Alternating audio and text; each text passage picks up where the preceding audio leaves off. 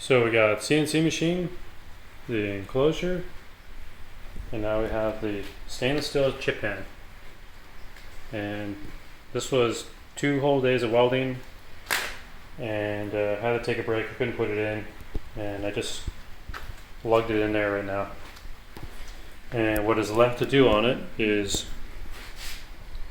I need to cut in notches where the 3 cross beams are. So one there, and one there. So this whole thing has a slant to it. Let's see if I can put my phone in there.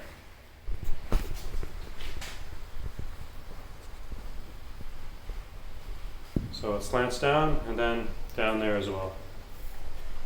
And then that's a 10-inch hole down there. That's what it looks like from down here. In Ontario, we just had one of the biggest storms. So it made a ton of noise. Kind of sounds like thunder, so probably it's probably a good day to do this because my neighbors probably aren't going to complain because it just sounds like the weather.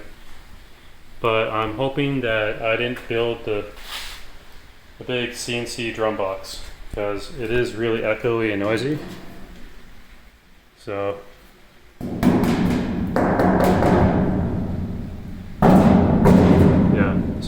yeah, we'll see how noisy it is. Yeah, so once I chop in those, what I think I'll do is make some brackets for this leg, well, all 4 legs. Not sure what I'll do about this one. And get some thicker stainless steel and make it so I can just put bolt them in place.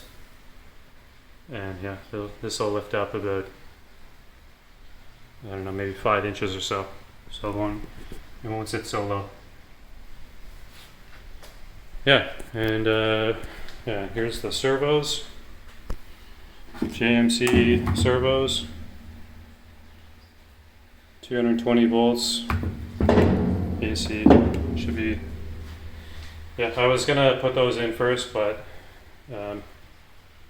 the flux core, which is this stuff, showed up. So when I got that in, I could finally weld this whole thing.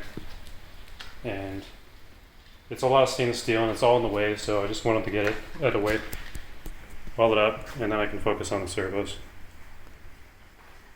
So yeah, one step closer to fully enclosing this thing and trying some flood cooling. That's all.